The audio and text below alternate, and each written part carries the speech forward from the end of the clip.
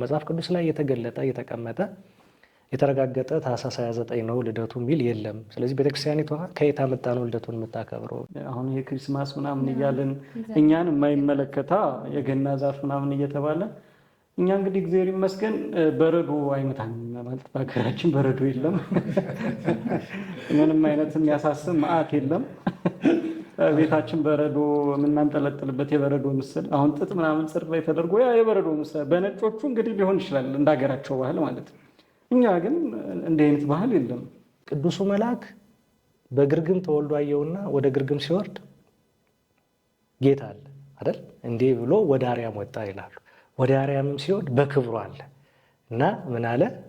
ስብሐት ለእግዚአብሔር በሰማያት አለ አይደል? ከዛ ወደ ታች መጣና ወደ ታች ሲወርድ ደግሞ በግርግምም አለ። ከዛም ከዚህም አለ። ከዛ ደግሞ በምድር ሁሉ ለሰው ሁሉ ሰላም ይሁን አለ። ስለዚህ ይሄ ህብረት የተገኘው የት ነው ከተባለ ቤተክርስቲያን ነው። ስለዚህ እንዲህ ተብላ የምትገለጠውን ቤተክርስቲያን ትቶ አጉል በሆኑ ቦታዎች ማክበር የልደቱን ባለቤት አለማክበር ነው። አሁን እኔ አንድ ወንድሜ ለምሳሌ ብሮ ዮሴፍ ልደት ቢጠራኝ ከቤቱ ነው አይደል ያዘጋጀው፣ ከቤቱ ነው እንጂ ልሄድ የሚገባኝ ሌላ ቦታ ሄጄ ልደት ክል እያከበርኩ ነው ብለው ምን ስሜት ሊሰማው ይችላል? ምንም በቃ እንትን አይሰጥም። ምክንያቱም እኔ ስጦታ መስጠትም ካለብኝ ከቤቱ ነው የምሰጠውም ለእርሱ ነው። መሄድም ያለብኝ እሱ ካዘጋጀው ቦታ ነው። አዳም ምን ሆኖ ነው የሚድነው? ያው እንደ ሃይማኖት ድርጅት ስለተመዘገቡ ብዙ ምንጠቅሳቸው ሃይማኖት ድርጅት ምንጠራቸው ይኖራሉ። የእምነት ተቋማት የምንላቸው ማን አለ አምላክ አስገኛችን እንዲህ ነው ብሎ ተገልጦ አምላክነቱን ሁሉን ቻይነቱን ፍቅሩን የገለጠላቸው እንዲህ ነው ብለን የምናገረዋል። ከክርስትና ውጭ የለም።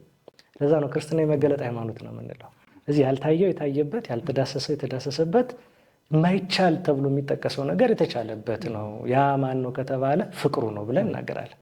ሰላም ውድ የንስር አምባ ሚዲያ ተከታታዮች፣ ይህ በንስር አምባ ሚዲያ የተዘጋጀ የሚቀርብላችሁ ስንቅ ፕሮግራማችን ነው። እንኳን ለጌታችን ለመድኃኒታችን ለኢየሱስ ክርስቶስ የልደት በዓል በሰላም አደረሳችሁ። ዛሬ የገናን በዓል ምክንያት በማድረግ ስቱዲያችን እንግዳዎችን ጋብዘናል። በሚኖረን ቆይታ ስለ ልደት አንስተን ቆይታ እናደርጋለን። አብራችሁን ቆዩ። እሺ እንግዶቻችን እንኳን ደህና መጣችሁ። እንኳን አደረሳችሁ። እንኳን አብሮ አደረሰን። እሺ አዲስ አይደለንም እኛ ጋር ከዚህ በፊት ተገናኝተናል፣ ግን የማያውቃችሁ ሰው ሊኖር ስለሚችል ራሳችሁን አስተዋውቁልን እና ወደ ውስጣችን እንሄዳለን። አዲስ እንግዳ ማለት ስለዚህ እንተዋወቅና እሺ ዮሴፍ አንተነህ እባላለሁ። በደብረ ሰላም ባለ እግዚአብሔር ቤተክርስቲያን ማኅተመ ክርስቶስ ሰንበት ትምህርት ቤት አገልጋይ ነኝ። ጌታቸው ማሩ እባላለሁ። በደብረ ቅዱሳን አቡነ ገብረ መንፈስ ቅዱስ ቤተክርስቲያን ፍኖተ ሕይወት ሰንበት ትምህርት ቤት አገልጋይ። ስሜ ዳንኤል አይነው ኩሉ ይባላል። የደብረ ሰላም ባለ እግዚአብሔር ቤተክርስቲያን ማኅተመ ክርስቶስ ሰንበት ትምህርት ቤት አገልጋይ ነኝ። ያው በምክትል ሰብሳቢነት አገለግላለሁ። በሰበካ ጉባኤም ተወካይ ሆኜ አገለግላለሁ። እንኳን ደህና መጣችሁ። እንኳን ደህና ጥያቄዎች አሉ። በእርግጥ ግን እንደ ጥያቄና መልስ ሳይሆን እንደ ውይይት አድርገን ነው የምንቆየው። በዓልም ስለሆነ እየተጨዋወትን እንቆያለን ማለት ነው። ስለዚህ መጀመሪያ እንደ ጥያቄ እናንሳና የገና በዓል ማለት ምን ማለት ነው የሚል ሀሳብ እናንሳ። እንግዲህ የገና በዓል የሚለውን ወይም ገና የሚለውን እንደመነሻ ሀሳብ አነሳለሁ። በኋላ መምህራን ወንድሞቼም ተጨማሪ ሀሳብ የሚሰጡበት ይሆናል። ገና የሚለው ከልደት ጋር ተመሳሳይ ሀሳብና ተመሳሳይ የሆነ የቃል ፍቺ ያለው ነው። ግን ገና የሚለው ቃል በእኛ ሳይሆን በጽር ወይም በግሪክ ጌኖን ወይም ጌና ከሚለው ቃል የመጣ ነው እና ገና ማለት ታላቅ የሆነ አይነት ሀሳብን የሚገልጥ የሚያስረዳ የጽር ቃል ነው እና ወደ እኛ መጥቶ የገና በዓል ወይም ታላቅ የሆነ ወይም ደግሞ ከጌታችን ከመድኃኒታችን ከኢየሱስ ክርስቶስ ከዘጠኙ አበይት በዓላት አንዱ ስለሆነ የገና በዓል ታላቅ የሆነ በዓል ወይም የልደት በዓል ተብሎ ይጠቀሳል ማለት ነው። ወደኛ ሲመጣ ያው ቅድም እንዳልነው ሀሳቡ ተመሳሳይ ነው። ልደትን የሚናገር የሚገልጥ ነው። ስለዚህ ልደት ደግሞ ምንድን ነው ከተባለ የጌታችን የመድኃኒታችን የኢየሱስ ክርስቶስን ልደት የምንናገርበት፣ የምናስተምርበት፣ የምንዘክርበት ስለሆነ ከዛ ጋር የተያያዘ ሀሳብ አለው። ለምን ይከበራል የሚለውን እናንሳ። በዚህ ለምን ይከበራል?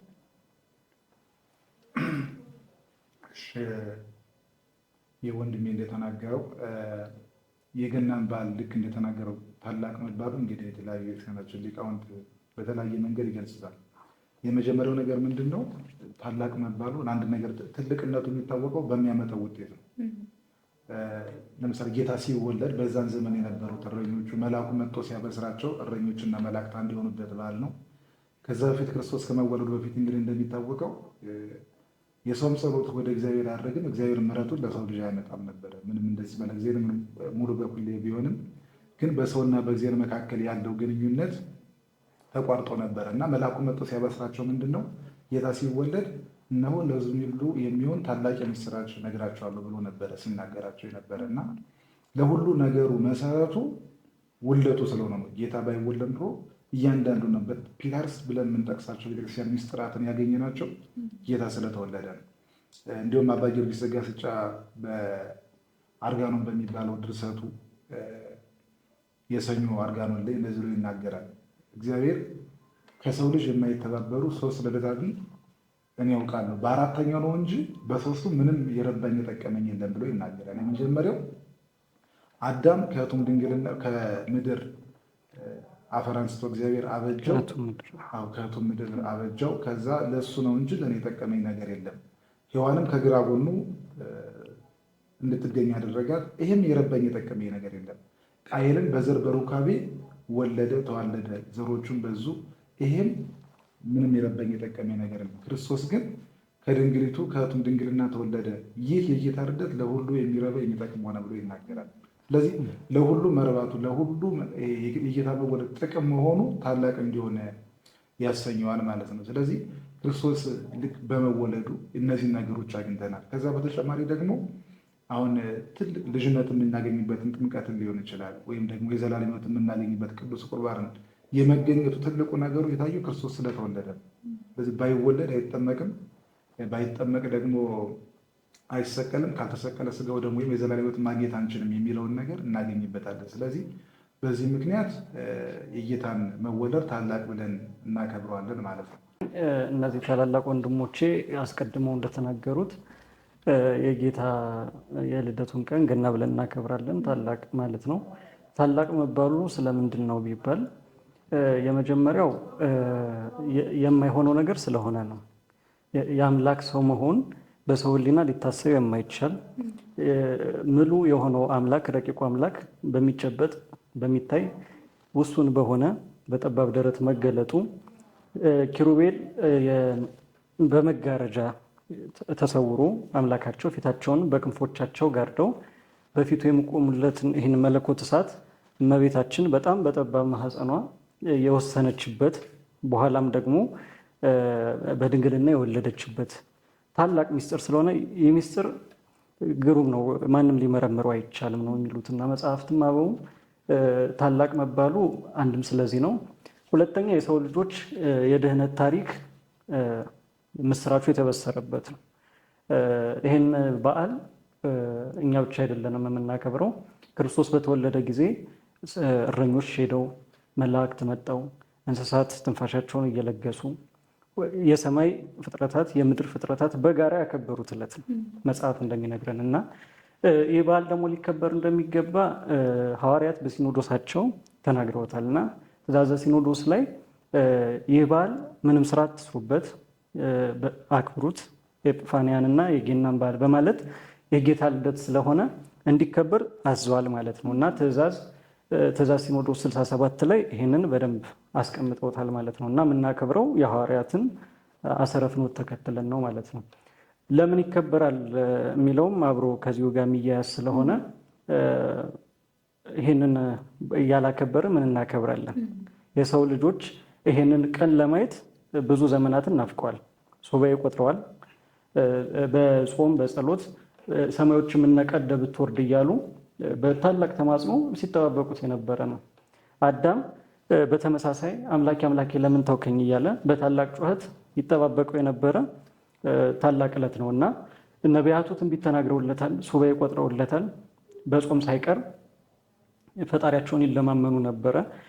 ስለዚህ እች ዕለት ለ5500 ዘመን ስትጠበቅ የነበረች ታላቅ ዕለት ነች።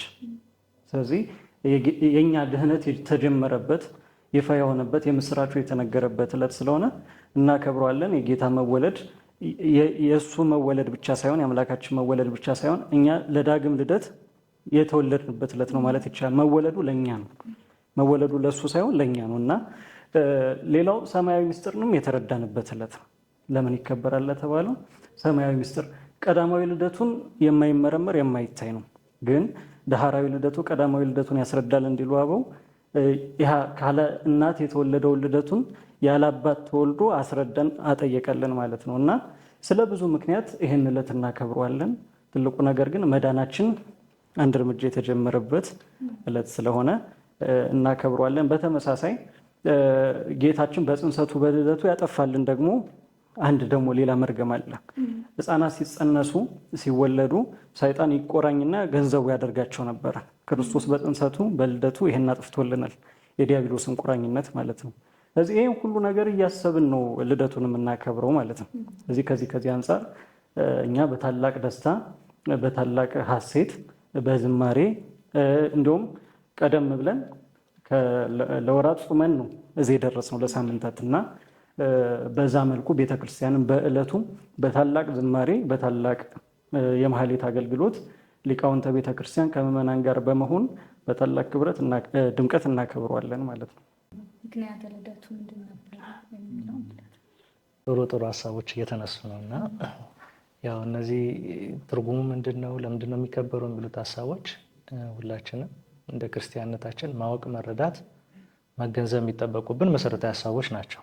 ከዛ ደግሞ አለፍ ብለን እንዲሁ ከፍ ወዳለው ነገር ደግሞ ስንመጣ ጌታ የመወለዱ ነገር እንዴት ነው ብለን ደግሞ እንጠይቃለን እና ለምንስ ተወለደ የሚሉ ሀሳቦችም መነሳታቸው ተገቢ ናቸው። እንደዚህ አይነት ሀሳቦች የሚመጡትና የሚነሱትኝ ከምን አንጻር ነው ሲባል በቤተ ክርስቲያናችን ከነገረ ድነት አስተምሮ አንጻር መሰረታዊ ነገር ብለን የምናነሳው አንድ የሚጀምረው ከዚህ ነው። በኋላ ላይ በቀራንዮ በመስቀል ተሰቅሎ ስጋውን ቆርሶ ደሙን አፍስሶ ለእኛ ቤዛነትን አድርጎ አዳነን ብለን ለመናገር መጀመሪያ ሰው መሆኑን መናገር አለብን። ስለዚህ ሰው መሆኑን መናገረው ደግሞ ከምኑ ነው የሚጀምር ከተባለ ከመወለዱ ነው። አይ ለመወለዱ ሲሉና ሊቃውንቱ ጽንሰቱ ይቀድማል ይሉና ወደ ጽንሰቱ ይመጡታልኝ።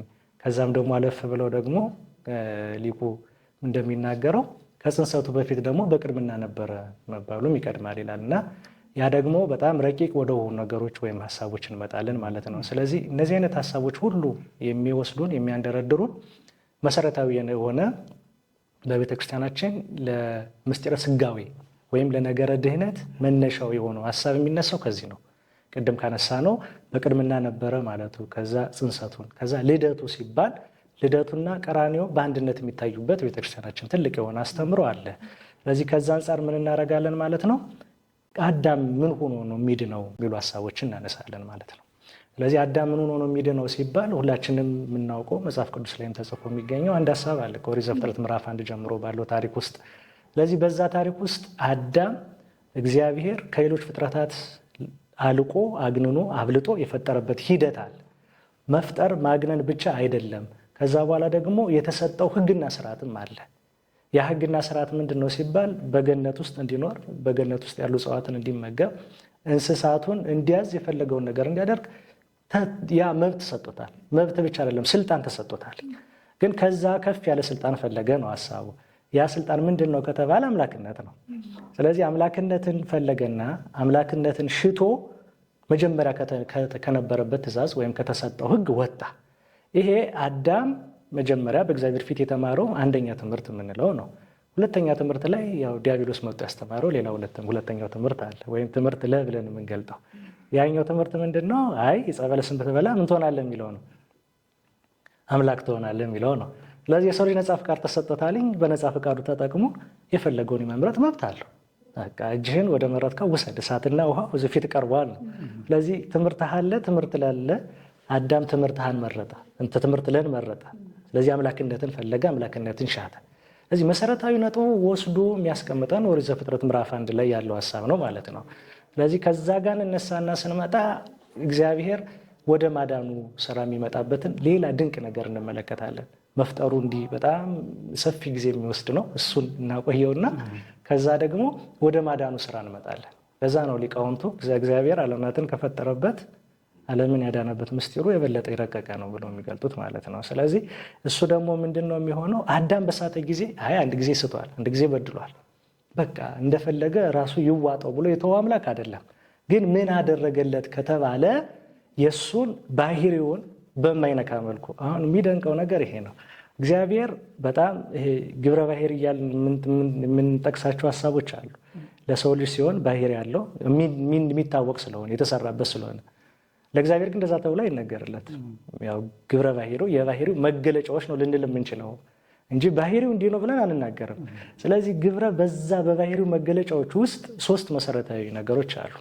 ምንድን ነው ከተባለ እግዚአብሔር ምንድን ነው? ቸር የሆነ አምላክ ነው እንላለን። አንድ ሁለተኛ ደግሞ ፈታዬ በጽድቅ ነው፣ ፈራጅ ነው፣ ይፈርዳል እንላለን። 2 ሶስተኛው ሁሉን ቻይ አምላክ እንላለን። ስለዚህ እነዚህ 3 መሰረታዊ የእግዚአብሔር ባህሪያት የሚባሉትኝ ወይም ግብረ ባህሪ ብለን የምንጠራቸው ሳይጣሉ ሳይጣረሱ አዳምን ማዳን አለበት። ስለዚህ ይሄ አንድ ቦታ ተቀመጠ ማለት ነው።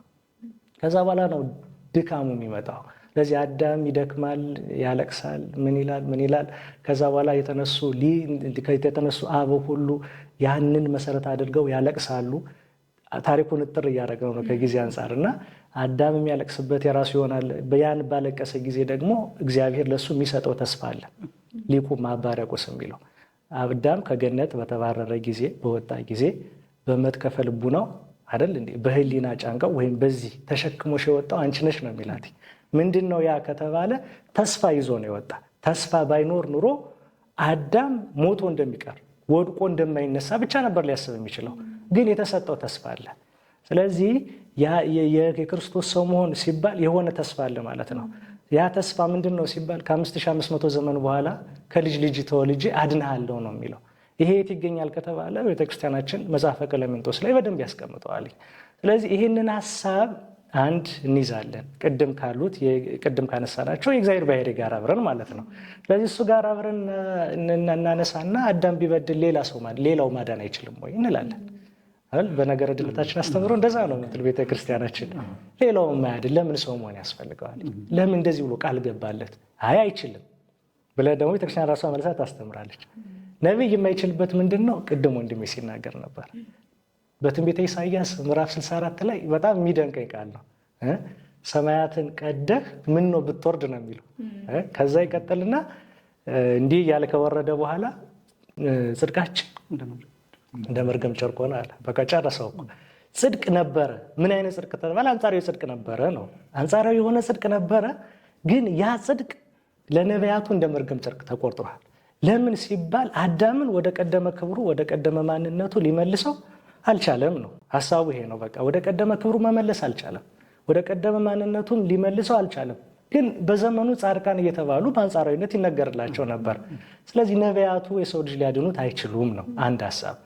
ሁለተኛ እንነሳና የኦሪት መስዋዕት ነው ወይ ብለን እናገራለን። የኦሪት ያም በቃ እንደ ምሳሌ እንደ ጥላ ነው። በነገረ ድነት አስተምሮ እሱ ነው፣ ጥላ ነው፣ ሊያድን አይችልም። የኦሪት በነበረው ስርዓት የሚደረገው ነገር ሁሉ ቅዱስ ጳውሎስ በዕብራውያን መልእክቱ ላይ እንደሚናገረው ምዕራፍ 10 ላይ እንደሚያስረዳን እሱ ነው፣ ጥላ ነው፣ ያ ምሳሌ ነው። ብሉይ ለሐዲስ ኪዳን ጥላ ነው አይደል የሚለው? ጥላ ነው። አካል ግን ይፈልጋል ማለት ነው። የኛ ጥላ ሊቀድመን ይችላል፣ ግን አካሉ ከዛ ቀጥሎ የሚመጣው መሆን ነው። ይሄ አካል የነሳው ግዘፍ የነሳው ማን ነው ተብሎ የሚነገረው በኋላ ላይ የምናየውን አካል አድርገን ነው። ስለዚህ ያ ምሳሌ ነው። ለየትኛው ምሳሌ ሲባል አማናዊ ሆኖ የሚመጣ መስዋዕት ሆኖ የሚቀርብ ስጋው የሚቆርስ ደሙ የሚፈስ ይሆን አካል አለ ነው። ስለዚህ ምሳሌ ነው፣ እሱም አያድንንም አለ። ከዛ ቀጠልና መላእክት ናቸው ወይ ታልሽ ቤተክርስቲያናችን መላእክት አያድኑም ማለት ከምን አንጻር ነው ካልነ ማዳንማ ያድናሉ፣ ግን በማን ፍቃድ? በእግዚአብሔር ፍቃድ ነው። ቅዱሳኑም እንዲሁ ነው። መስዋዕቱም በዛ ልክ ነው። ግን የእግዚአብሔር የሆነው ፍጹም የሆነው መዳን የሚገኘው ሌላ ትልቅ ምስጢር ያስፈልገዋል ማለት ነው። ስለዚህ ወደዛ ስንመጣ ነው ወደ ክርስቶስ ልደት ወደሚለው መሰረታዊ ሐሳብ እንመጣ። ስለዚህ ያለ ማዳን ቅድም እንዳልነው 3ቱን ባህሪያት ገንዘብ እናደርግና ሁሉን ቻይ ነው ብለናል። ከዛ ደግሞ ምን ብለናል? ፈታኝ ነው ብለናል፣ ፈራጅ ነው ብለናል፣ ከዛ ደግሞ ማሪ ነው ብለናል። ስለዚህ አዳም በድሏል፣ ኃጢአት ሰርቷል፣ ሊምረው ወዷል። ግን ምክንያት ይፈልጋል። ዝም ብሎ መማር የለም በእግዚአብሔር ዘንድ። ለምን ከተባለ ፈራጅ ነው። ዝም ብሎ መማር የለም። እኛን እኮ ለዛ ነው ምክንያት እኮ አሁን ሰው ወደ ሌላ ሀሳብ ውስጥ እንዳንገባ ነው እንጂ ሰው በቅዱሳኑ አማላጅነት እንድናለን ሲባል ቤተክርስቲያን የምታስተምረው ነገር አለ። ሾልከን እንገባለን ማለት አይደለም፣ ግን የመዳኛ መንገድ አብዝቶልናል ነው። የትኛውን መዳኛ ሲባል በክርስቶስ ወይ በእግዚአብሔር ፈቃድ የሚደረገውን የመዳኛ መንገድ አብዝቶልናል ነው።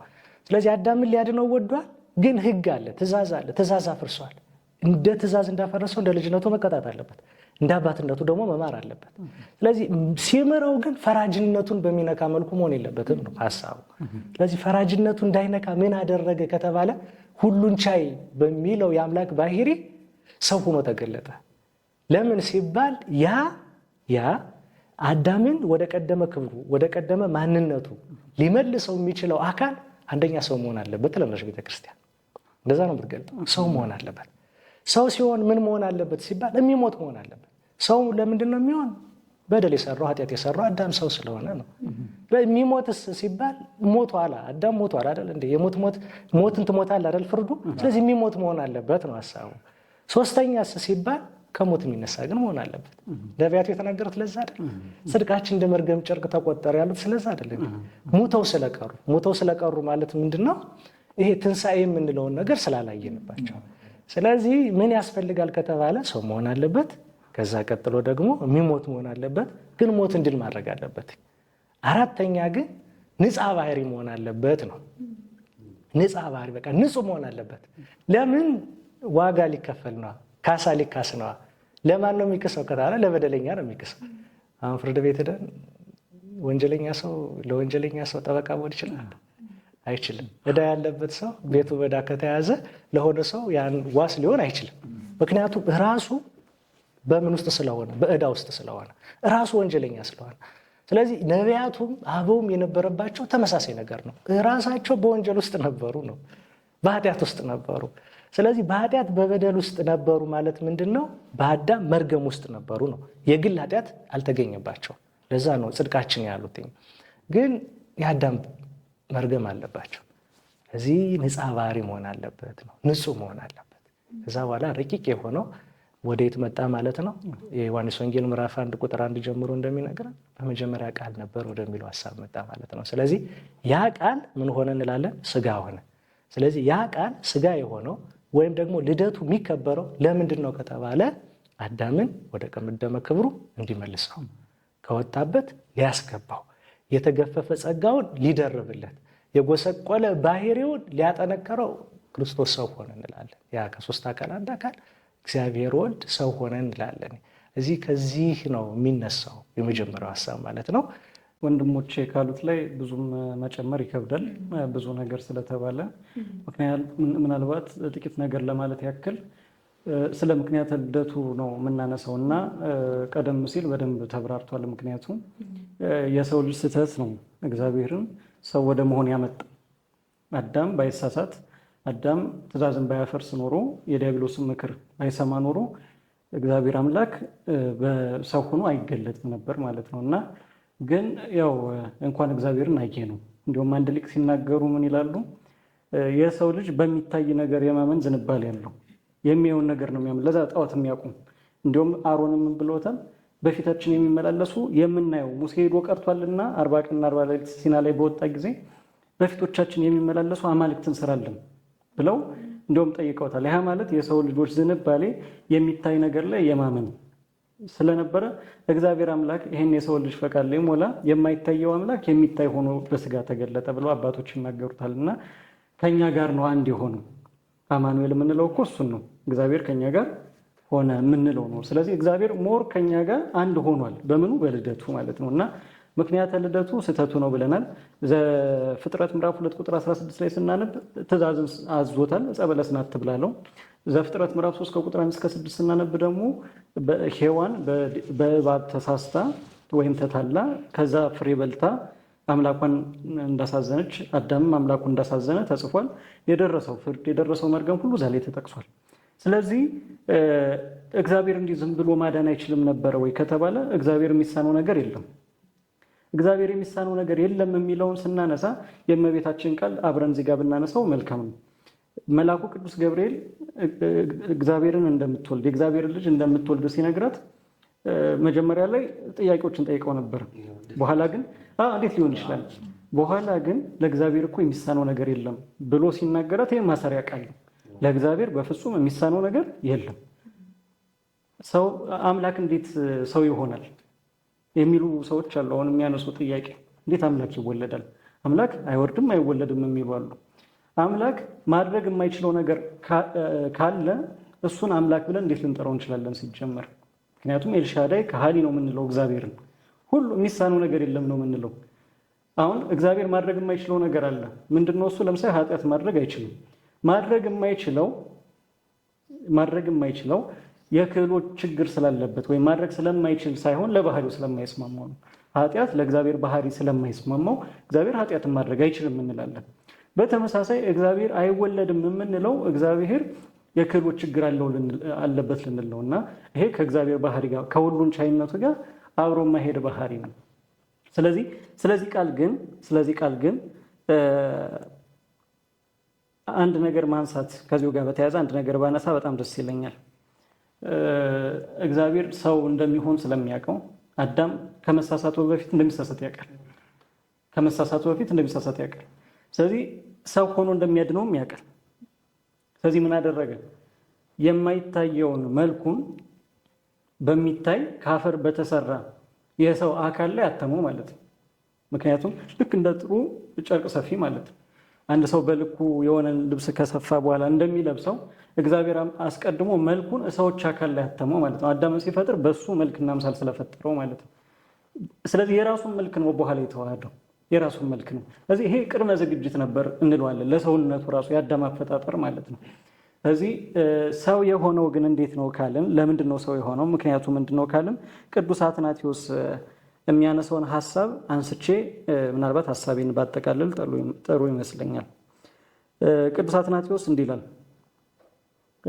የእውነት አባት ለሆነው እግዚአብሔር ትሞታላችሁ ብሎ የተናገረውን ቃል ይተውና ወደኋላ ይመለስ ዘንድ የማይታሰብ ነገር ነው ይላል። ራሱን ሊዋሽ አይችልምና እግዚአብሔር ምን ያድርግ? ንስሐ ቢገቡና ቢቀበላቸው ይሻል ነበርን? የእነርሱ ንስሐ ግን አምላካዊውን እውነተኛነቱን ሊጠብቅለት አይችልም። እንደተናገረው ሞት በሰው ልጅ ላይ ገዢ ካልሆነ እግዚአብሔር የተናገረው እውነት አይደለም ማለት ይሆናል። ንስሐም የሰው ልጅ ከሰሩት ክፉ ነገር ሊያነቃቸውና ኃጢአትን ከመስራት ሊያቆማቸው ይችላል እንጂ ተፈጥሯቸውን ሊለውጠው አይችልም። ተፈጥሯቸውን ሊመልሰው ሊለውጠው አይችልም በማለት ይናገራል። ስለዚህ እግዚአብሔር ትሞታለህ ካለ ይህ ቃሉ እውነት ነው። ቃሉን ያጥፍ ዘንድ እግዚአብሔር ይዋሽ ዘንድ ሰው አይደለም ሲጀመር ማለት ነው። ስለዚህ ቃሌ ከመጣ ሰማይና ምድር ቢያልፉ ይቀላል ያለ አምላክ ነው። ስለዚህ ይሄ ቃሉ መፈጸም ነበረበት። ሲፈጸም ደግሞ ምኑ ደግሞ ይጠይቀዋል? መሐሪነቱ ደግሞ ይይዘዋል ማለት ነው። ደግሞ እንዳይጨክንበት ፍርዴ ይጽና ቃሌ ይጽና ብሎ ደግሞ እንዳይል ሩሩህ የሆነው አምላካዊ ባህሪው ደግሞ ያዘው። ስለዚህ እግዚአብሔር ምንም መረጠ? መካከለኛውን መንገድ መረጠ።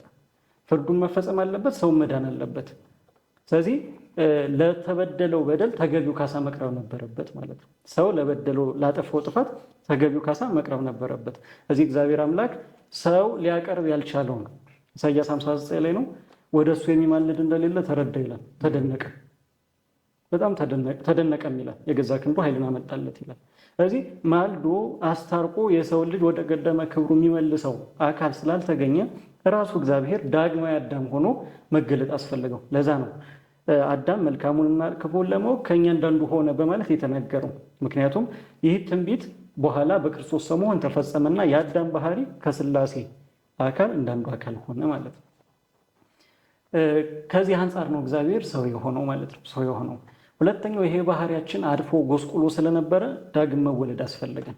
በ40 እና በ80 ቀናችን አዳምና ሔዋን የተቀበሏት ልጅነት በበደላቸው ምክንያት አጧት ነበርና ዳግም ክርስቶስ ያችን ልጅነት ሊመልስ ሰው ሆነ ማለት ነው። ስለዚህ ዳግም ልትወለዱ ይገባችኋል። ዳግመኛ ያልተወለደ እግዚአብሔር መንግስት ላይ አይችልም ማለት። ስለዚህ በአዲስ ተፈጥሮ ሊወልደን ነው ክርስቶስ ሰው የሆነው ማለት ነው።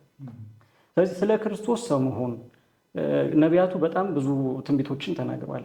እነ ኢሳያስን ብናነሳ ኢሳያስ 7:14 ላይ እነሆ ድንግል ትጸንሳለች፣ ወንድ ልጅም ትወልዳለች፣ ስሙንም አማኑኤል ብላ ትጠራዋለች በማለት ተነግሯል። ስለዚህ ነቢያት ይህን እውነት የክርስቶስን ሰው መሆን አስቀድመው በትንቢት ሲናገሩ ታይተናል። ይህንን እውቀት ከየት አገኙት? ይህንን እውቀት ከየት አገኙት ካል ከእግዚአብሔር ነው ከራሱ። አዳምና ሔዋን በበደሉ ጊዜ በዘርሽና በዘሯ በአንቺና በሴቲቱ በዘርና በዘሯ መካከል ጠላትነትን አድርጋለሁ አለ በእባቢቱ። ስለዚህ በዘርሽና በዘሯ መካከል ጠላትነትን አድርጋለሁ ሲል ምን ማለቱ ነው? በኋላ ዘመን ከሴቲቱ ዘር የሚገኘው ክርስቶስ ነው። እሱ የአብርሃምና የዳዊትን ዘር ይዟል እንጂ የመላእክትን ዘር አልነሳም ነው የሚለው መጽሐፍ አይደለም። ስለዚህ ከሴቲቱ ዘር ተወልዶ ዘንዶ የተባለውን ጠላታችን ጥንተ ጠላታችን ከሳሻችን ዲያብሎስን ራሱን ቀጥቅጦ በመስቀል ላይ እኛን ነፃ ወጥቶናል። ስለዚህ ጠላትነትን አድርጋለሁ፣ እርሱ ራስሽን ይቀጠቅጣል አንቺም ሰኮናውን ትነክሻለሽ ተብሎ ተጻፈ ማለት ነው። ይሄ በኋላ ዘመን ክርስቶስ በመስቀል ላይ የሚሰራውን ሰው ሆኖ የሚሰራውን ነገረ ድህነትን የሚያስረዳ የሚያጠይቅ ሀሳብ ነው ማለት ነው። ስለዚህ ከዚህ ምን እንረዳለን?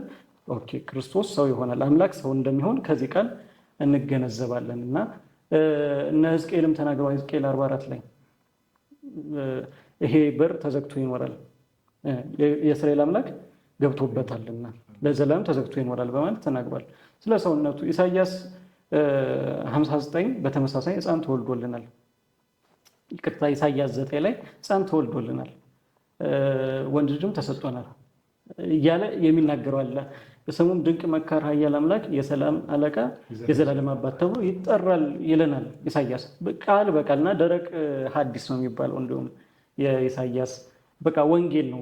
የብሉይ ኪዳን ወንጌል የሚባለው የኢሳይያስ ትንቢት ነው። እና እነ ዳንኤልን ብናነሳ እነ ሄኖክን ብናነሳ እግዚአብሔር ከማደሪያው ይወጣል ይላል ሄኖክ። ሰው እንደሚሆን እንደሚወለድ ሁሉም ነቢያት ሱባኤ ቆጥረዋል። እነ ዳንኤል መሲሁ መቼ እንደሚመጣ ሱባኤ ቆጥረዋል። ምዕራፍ 8 ምዕራፍ 9 ምዕራፍ 10 ብናነብ እናገኘዋለን። እነ ሄኖክ ሱባኤ ቆጥረዋል። ሁሉም ሱባኤ ቆጥረዋል። ስለዚህ አምላክ ለምን ሰው ሆነ? የወደቀውን የሰውን ልጅ ለማንሳት። ሰው የጠፋውን ነገር ሄዶ የጠፋበት ድረስ እንደሚፈልገው እኛ የሰው ልጆች ከገነት ጠፍተን ተባረን እዚህ ምድር ላይ በወደቀን ጊዜ የጠፋንበት ዝቅታ ድረስ መጥቶ ፈለገን። ሰው የት ድረስ ወደቀ ካላችሁኝ ሲኦል ድረስ ወድቋል። ክርስቶስ ሲኦል ድረስ መግባት ያስፈለገው ለዛ ነው። አንተ ጭቃ ውስጥ ቢገባብህ ጭቃ ውስጥ እጅን ከተህ ንብረትህን እንደምታወጣው ውድ ንብረቱ አዳም በጠፋ ጊዜ የገባበት ዝቅታ ድረስ ገብቶ እግዚአብሔር አድኖታል ማለት ነው። ስለዚህ ሰው መሆኑ ሰው ራሱን ማዳን ስላልቻለ በሰው ተገብቶ አስፈልጊውን ካሳ ከፍሎ ሰውን ለማዳን በመስቀል ላይ ተሰቅሎ ሰውን ማዳን ስላስፈለገው እግዚአብሔር አምላክ ቅድመ ዝግጅቱን ሰው በመሆን ጀመረ ማለት ነው። ስለዚህ ሰው የመሆኑ ምክንያት ይሄንና መሰል ምክንያቶች በማለት ልናብራራው እንችላለን። እዚህ ጋር አንድ ነገር ለመጨመር አሁን ሲያነሱት እንትን ያለን ሀሳብ ፍቅሩ መግለጽ ነው ትልቁ። አዳም ባይበድል የእግዚአብሔር ፍቅር በምን ነው ባል በቃ ፈጠረ ተወን አይነት ነገር ይመጣል እና አዳምስ እንኳን በደለ ይላሉ። ሙሴም እንኳን የተሰጠው ጽላት ወርውሮት አለው የሚሉት ነው። እና ለምንድን ነው ያን እንደዛ ብሎ የሚናገሩት ቢባል አዳም ባይበድል ፍቅር እግዚአብሔርን ማወቅ አንችልም። በቃ አምላክነቱን ነው እንጂ ፍቅር እግዚአብሔርን ማወቅ አንችልም። ስለዚህ ለፍቅር እግዚአብሔሩ እንዳንድ መነሻ ይሄ ጠብቆቱ መግቦቱ እንደዚህ ከምንለው አንፃር ልደቱ ደግሞ አንድ መሰረታዊ ነገር ነው እና ሙሴም በእግረ ደብር ሲወርድ አሮን ተሰብስበው ምን አድርገው ነበረ? ጣዖት እያመለኩ ጠብቀውት ነበር። እሱም ከእግዚአብሔር የተሰጠው ጽላት ወሩሮት ነበረ። ከዛ በኋላ እግዚአብሔር ምንድን ነው ያለው? እንዳሳየው አድርገ መጀመሪያ ቀርጾ እንዲያመጣ ከዛ ላይ ደግሞ የእግዚአብሔር የሆነን ቃል እንደሚጽፍበት ነግሮታል። ስለዚህ ከዛ በኋላ ጽላት መቅረጽ ለእኛ ተሰጠን አሉ አበው። ማን በወረወረው? ሙሴ በወረወረው ነው። ሙሴ ባይወረውር ጽላት መቅረጽንስ ገንዘብ ባላደረግን ነበር ነው። ስለዚህ አዳም ባይበድል ፍቅር እግዚአብሔርን ባላወቅን ነበር ነው። ስለዚህ ፍቅሩ የሚለው ነገር እንዲሁ በጣም አሁንም ፍቅሩ የሚባለው ነገር እየተነገረ አይደለም። ክርስቲያኖችን በዛ ልክ እየተረዳ ነው አይደለም። እና በተለይ ፍቅሩ የእግዚአብሔር ፍጹም የሆነው ፍቅሩን ማወቅ መረዳት ይኖርብናል። ከሌላውም ሁሉ የተለየ የሚያደርገን ይሄ ነው። በቃ በጣም የሚደንቀውም ይሄ ነው። ከሌላውም ልዩ የሚያደርገው ሲባል ምንድነው? እስቲ ማን አለ? አሁን ብዙ ያው እንደ ሃይማኖት ድርጅት ስለተመዘገቡ ብዙ ምን ጠቅሳቸው ሃይማኖት ስለምንጠራቸው ይኖራሉ። የእምነት ተቋማት የምንላቸው ማን አለ? አምላክ አስገኛችን እንዲህ ነው ብሎ ተገልጦ አምላክነቱ ሁሉን ቻይነቱን ፍቅሩን የገለጠላቸው እንዲህ ነው ብለን የምናገረው አለ። ከክርስትና ውጭ የለም። ለዛ ነው ክርስትና የመገለጥ ሃይማኖት ነው የምንለው። እዚህ ያልታየው የታየበት፣ ያልተዳሰሰው የተዳሰሰበት፣ የማይቻል ተብሎ የሚጠቀሰው ነገር የተቻለበት ነው። ያ ማን ነው ከተባለ ፍቅሩ ነው ብለን እናገራለን። ስለዚህ ይህ እኛ ለቅድም ሲነሱ እንደነበሩ ለቤተክርስቲያናችን መሰረቶች አሉ አይደል? አህማድ የምንላቸው ለሱ መነሻውም እኮ ልደቱ ነው። በቃ ለምን ሲባል ልደቱ ባይኖር ኑሮ አንድነትና ሶስትነቱን መረዳት አንችልም። ምክንያቱም በነቢያቱም በአቡም በድንግዝግዝ ነገር ነው ሲያውቁት የነበረ አይደል? ድንግዝግዝ በሆነ ነገር ለምሳሌ ለአብርሃም አንድነትና ሶስትነቱን ኦሪት ዘፍጥረት ምዕራፍ 18 ላይ ይገልጥለታል በመምህር አድባር ዛፍ ስር። ግን በተረዳ ነገር አላወቀውም። የሆነ ጭላንጭል ይታየዋል። እንዲህ እያደረገ ለነቢየ እግዚአብሔር ኢሳያስ ይገልጥላቸዋል። ቅዱስ ቅዱስ ቅዱስ እያሉ ያመሰግናሉ። ግን ብዙ የራቀ ነገር ነበረ። ስለዚህ በቃል በቃል ይነጋገሩታል። ራእይ ወደ እነሱ ይመጣል። ብዙ የሚመለከቱት ነገር አለ፣ የሚረዱት ነገር አለ። ግን እግዚአብሔር ማን ነው ቢባል ከተናገራቸው ውጭ እንዲህ ነው ብሎ ማስረዳት አይችሉም። ሙሴ እስከምን ድረስ አይተሃል ቢባል መጋረጃ ከፍቻለሁ፣ እሳት አይቻለሁ ሊል ይችላል እንጂ እግዚአብሔር እንዲህ ነው ብሎ መናገር አይችልም። ስለዚህ በጣም የሚደንቀው እና መነሻው የሚሆነው በጣም የትልቅ እንትኑ ስለሆነ ነው። እና ያ ፍቅሩን ሲባል ከዛ አንጻር መረዳት ይኖርብናል። አንድነትና ሶስትነቱን ምስጢረ ሥላሴን አይተንበታል። ምስጢረ ሥጋዌ ሰው መሆኑን ተመልክተንበታል። ቅድም ሲነሳ የነበረው ነው። ከአንዱ ከኛ እንዳንዱ ሆነ የሚለው ሀሳብ ያን የሚያሳይ ነው። ምስጢረ ሥጋዌ በደንብ የሚብራራበት ነው። ከዛ ምስጢረ ቁርባን ብንል የሚነሳው ከልደት ነው። ሰው ካልሆነ ስጋው ተቆርሶ ደሙ ፈሶ አሁን እኛ ይሄ ስጋዬን የበላ ደሜን የጠጣ የዘላለም ሕይወት አለው የዮሐንስ ወንጌል ምዕራፍ 6 ላይ የሚያሳየን። ስለዚህ ስጋውን ሳልበላ ደሙን ሳንጠጣ የዘላለም ሕይወትን ማግኘት አንችልም። የዘላለም ሕይወትን አዳም አጧታል። በምን አጣት? ባለመታዘዝ አይደል ያጣተኝ። አሁን ግን ሌላ የዘላለም ሕይወት ተሰጥቶናል። በምንድን ነው የተሰጠን? መጀመሪያ በልደቱ እንላለን። ስለዚህ ልደቱ ሲባል መነሻው ነው እንላለን ማለት ነው። ስለዚህ ያ ለምስጢረ ቁርባን መነሻው ልደቱ ነው። ምክንያቱም ስጋ ነሳ፣ ሰው ሆና፣ የማይታየው ታያ፣ ያን የሰውን ገንዘብ አደረገ። ስለዚህ የሚቆረስ ስጋ የሚፈስ ደም ተገኘ። ስለዚህ ያን ስጋ እንበላለን፣ ያን ደም እንጠጣለን ማለት ነው። ጥምቀት ሲባል ልጅነት ነው አይደለም እንለው።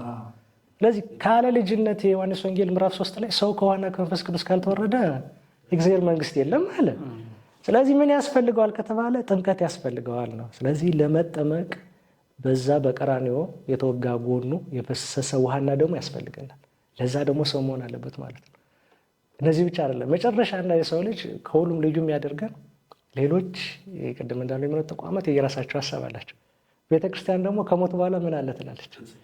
አዲስ ሕይወት አለ ነው ትላለች። ትንሣኤ አለ ትላለች። መነሳት አለ። አዲስ ሰማይና አዲስ ምድርን አየሁ ነው የሚለው ዮሐንስ በራእዩ አይደል?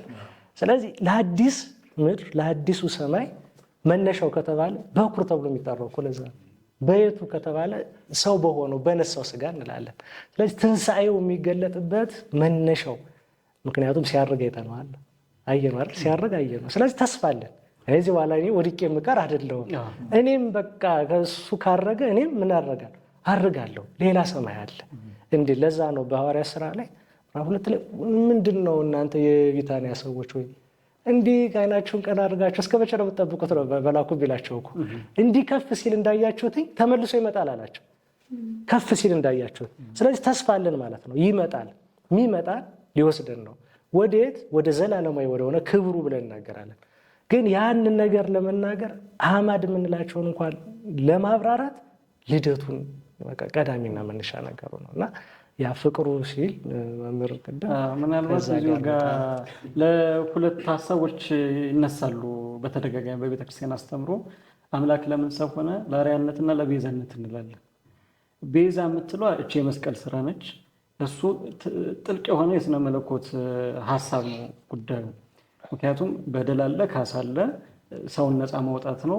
የመሳሰሉ ቅድም የገለጽናቸው ነገሮች ናቸው። አዳም በደለ፣ ለበደለው በደል ካሳ አቅርቦ ሰውን ማዳን የሚለው ሀሳብ ማለት ነው።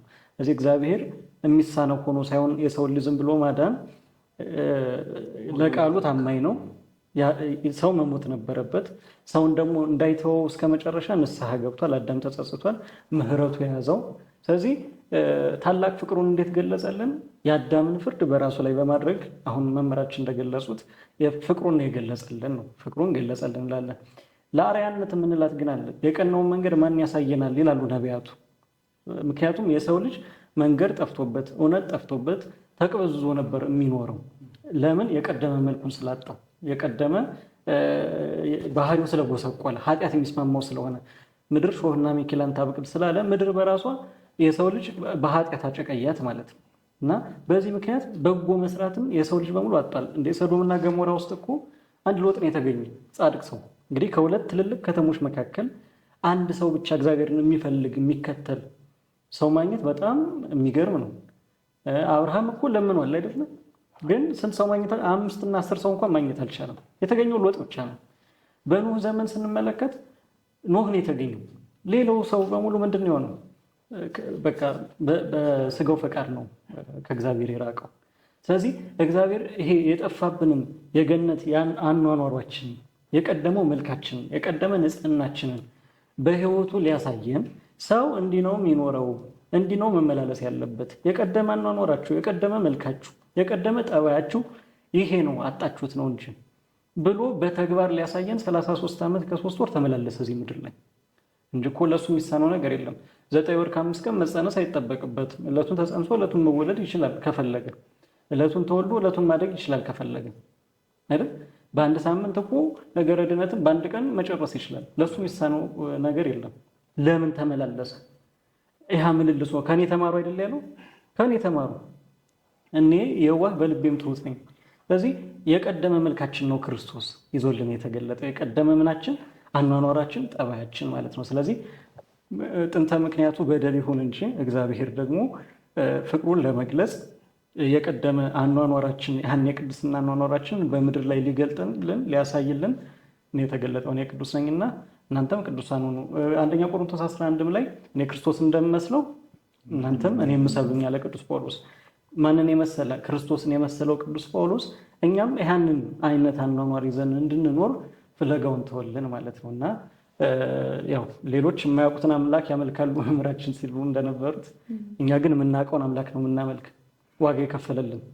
ከዚህ የሚበልጥ ፍቅር የለም ማለት ስለ በጎቹ እረኛው ነፍሱን አሳልፎ ከመስጠት የሚበልጥ ምን ፍቅር አለ?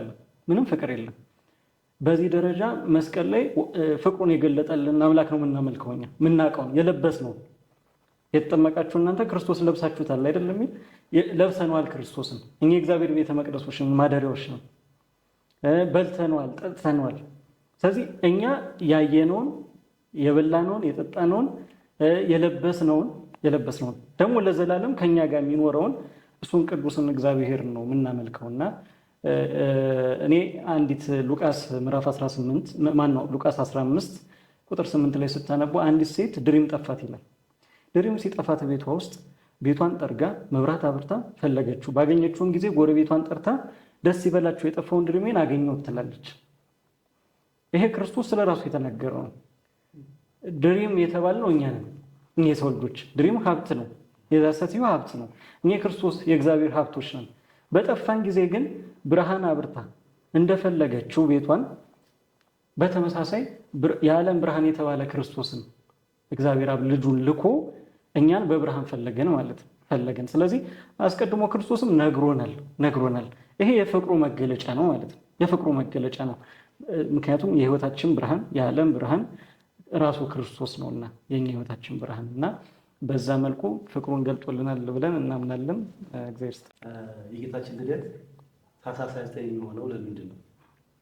ህዝበ ክርስቲያኖች ደግሞ በዓሉን ሲያከብር በምን መልኩ ነው ማክበር ያለብን የሚሉት የማጠቃለያ ሀሳቦች ለሚሰጥ ቆንጆ ጥያቄ ነው። እንግዲህ የእኛ አባቶቻችን ልጆችን አባቶቻችን ባዘዙልንና ባስቀምጡልን ህግና ስርዓት ነው የምንሄደው። እንግዲህ በዓመት ውስጥ የጌታችን በዓላት አበይት የሚባሉ 9 አሉ። አበይት በዓላት ማለት ነው።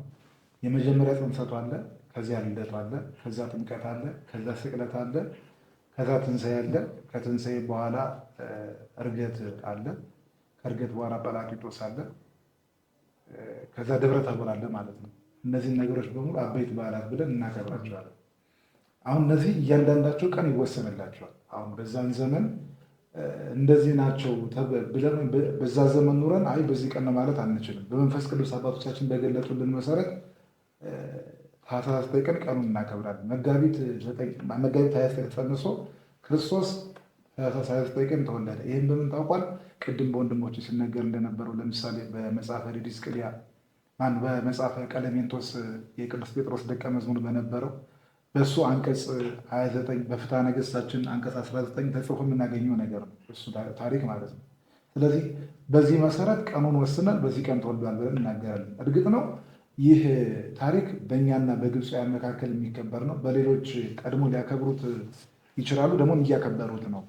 ስለዚህ አያይዘን ይህንን ክርስቶስን ይህንን እናከብራለን ማለት ነው። ከዚህ ጋር በተያያዘ ይኸው እንደሚታወቀው ልደት በቅዱስ ላሊበላ እጅጉን ደግሞ ከሀገራችንም ላቅ ተብሎ ይከበራል። የቅዱስ ላሊበላ ልደቱን በዛው ቀን ስለሆነ ማለት ነው እና የቅዱስ ላሊበላ ገድል ላይ ብንመለከት ቅዱስ ላሊበላ ያንን እንዲያንጽና ዳግማዊት ኢየሩሳሌም ብሎ ለመስራት መነሻ የሆነው በ29 ክርስቶስ የመወለዱ ምሳሌ ነው። ሂዶ ሰማያዊ ምስጢር ተገልጦለት ያንን ሁሉ ጥበብ ይዘው መጥቶ ማንም ሊሰሩ የማይችለውን ነገር ሰርቶ በዚህ ዕለት በልደት ያደርግላል ብሎ እንግዲህ ገድሉን ስንመለከተው ማለት ነው። በየዓመቱ ታኅሳስ 29 ቀን እዚህ ለሚመጣ ሰው ትልቅ ቃል ኪዳን ገብቶለታል ጌታችን ኢየሱስ ክርስቶስ ማለት ነው። ስለዚህ ቅዱስ ላሊበላ በዚህ ደረጃ አውቆ ተረድቶ የሰራውን እኔ ልከራከርበት የሚችል ምንም አቅም የለኝም።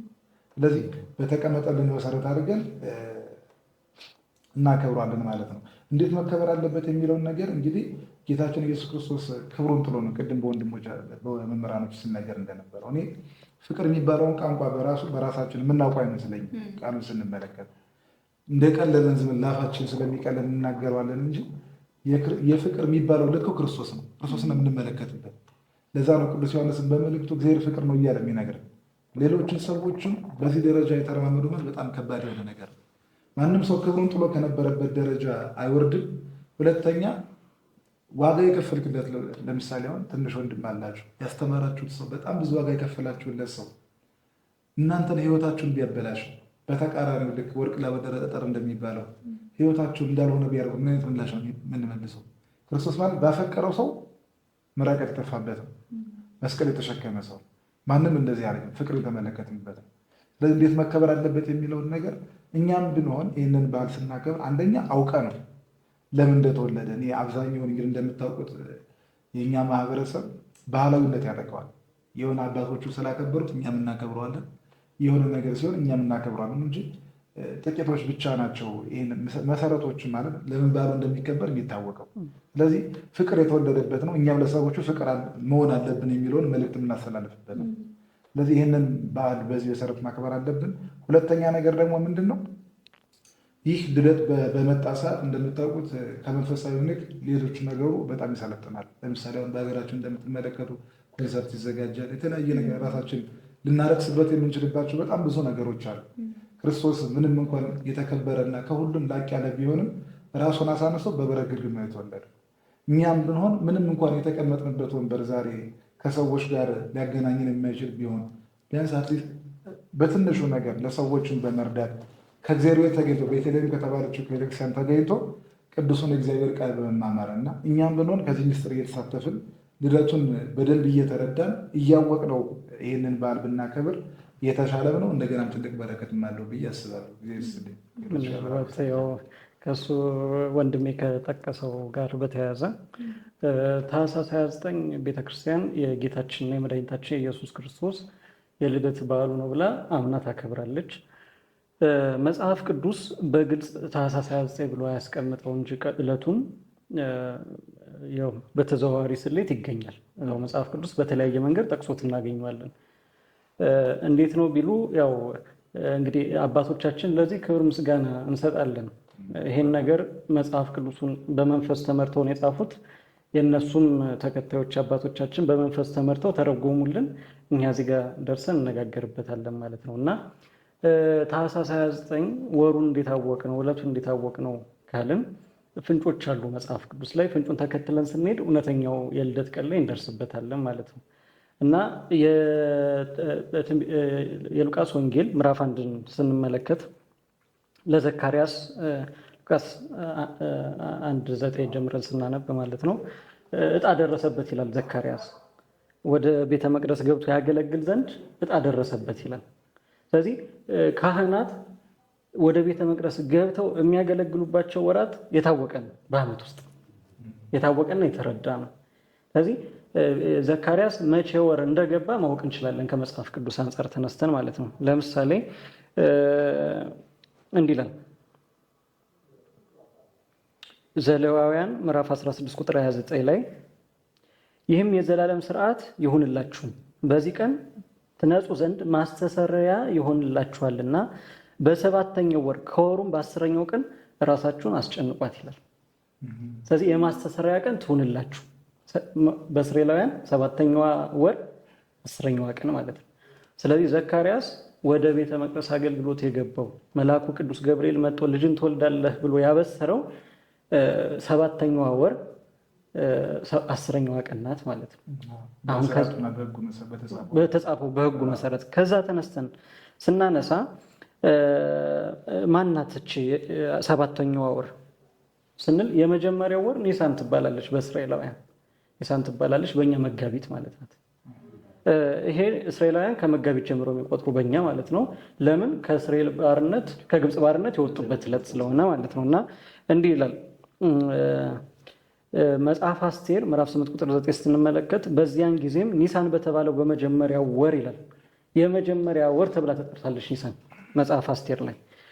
ኒሳን ማለት ወይም ደግሞ አቢብ ትባላለች፣ በሌላ ስሟ ኒሳን ወይም አቢብ ትባላለች። ኦሪት ዘጸአት ምዕራፍ 13 ቁጥር 4 ላይ እናንተ ዛሬ በአቢብ ወር ወጣችኋል፣ ከምን? ከግብፅ ባርነት። ዘጸአት 12:2 ላይ ደግሞ ይህ ወር የወሮች መጀመሪያ ይሆናችሁ፣ የዓመቱን መጀመሪያ ወር ይሆናችሁ በሚል የአቢብ ወር ወይም ደግሞ የኒሳን ወር የመጀመሪያ ወር እንደሆነ ተነግሮናል ማለት ነው። ታዲያ ዮሐንስ የተጸነሰው ይህ የአገልግሎት ወር ሲፈጸም ነው። ምክንያቱም ምንድን ነው የሚለው የማገልገሉ ወራት ሲፈጸም ወደ ቤቱ ሄደ ይላል። ማን? ዘካርያስ ማለት ነው። ሉቃስ ምዕራፍ 1 ቁጥር 23 ላይ። ስለዚህ ወደኛ ስናመጣው ከመጋቢት ጀምረን መጋቢት ላይ ከሆነ የመጀመሪያው ወር 7 ወር ስንቆጥር መስከረም ይመጣል ማለት ነው። በእኛ መስከረም ወር ማለት ነው። ማን የተበሰረበት? ዘካርያስ ገብርኤል መጥቶ ያበሰረው ዕለቱ ወሩ በእኛ የመስከረም ወር ነው። በእነሱ እንትን የምንለው ማለት ነው ኒሳን የምንለው ማነው ተስሪ የምንለው ማለት ነው። ተስሪ ይባላል በእነሱ። ኒሳን የመጀመሪያው ወር ናት። 7ኛው ወር ምን ይባላል? ተስሪ ትባላለች። በእኛ መስከረም ማለት ነው። ስለዚህ ቤተክርስቲያናችን መስከረም 29 የዮሐንስ ጽንሰቱ ነው ብላ ታስተምራለች ማለት ነው። የዮሐንስ ጽንሰቱ ነው ብላ ታስተምራለች። እንግዲህ በደንብ ሀሳቤን ገልጬው ከሆነ መጦ መልአኩ ቅዱስ ገብርኤል ልጅን ትወልዳለህ ብሎ ዘካርያስን ያበሰረው በእስራኤላውያን 7ኛው ወር ላይ ነው። ምክንያቱም በ7ኛው ወር በ10ኛው ቀን ይህን አገልግሎት እንዲፈጽሙ ሕግ ስላላቸው ዕጣ ደርሶበት ነው ለማገልገል ገብቶ የነበረው ማለት ነው። ስለዚህ ዮሐንስ የተጸነሰው መስከረም 29 እንደሆነ እዛው ዘጸአት ላይ ያለውን ሂሳብ ስንሰራው ይመጣል ማለት ነው። ከዛ ተነስተን ገብርኤል ድጋሚ መልአኩ ቅዱስ ገብርኤል ማርያምን ሊያበስራት መጣ። በስንተኛው ወር ይለናል? በ6ኛው ወር ይለናል። ይህ ማለት ከ6 ወር በኋላ መጣ። ዘካርያስን ካበሰረው ከ6 ወር በኋላ ማን መጣ? ደግሞ መልአኩ ቅዱስ ገብርኤል ወደ ድንግል ማርያም መጣ ሊያበስራት። 7 ወር ስንጨምርበት በእኛ መጋቢት ላይ ይመጣል ማለት ነው። መጋቢት ላይ ይመጣል። ከመስከረም 29 ላይ 7 ወር ስንደምርበት ስንት ነው? 6 ወር ስንደምርበት ስንት ነው ይመጣ? መጋቢት 29 ይመጣል። ከመስከረም 29 ላይ 6 ወር ስንጨምርበት ስንት ይሆናል? መጋቢት 29 ይሆናል ማለት ነው። ስለዚህ የጌታችን የመድኃኒታችን ኢየሱስ ክርስቶስ የጽንሰቱ ዕለት መጋቢት 29 ብለን እንቆጥራለን። ከዮሐንስ ጽንሰት እስከ ክርስቶስ ጽንሰት 6 ወር ነው ልዩነቱ፣ 6 ወር ነው። በዛ መሰረት ጽንሰቱ መጋቢት 29 እንላለን። ታዲያ በሰው ሕግና ልማድ የአንድ ሰው የጽንሰት ወራት ስንት ናቸው? 9 ወር አይደለም? የአንድ ሰው የጽንሰት ወራት 9 ወራት ናቸው። ስለዚህ 9 ወር ስንቆጥር ስንት ይመጣል? ከመጋቢት 29 ታህሳስ ይመጣል ማለት ነው። ታህሳስ 29 ይመጣል ማለት ነው።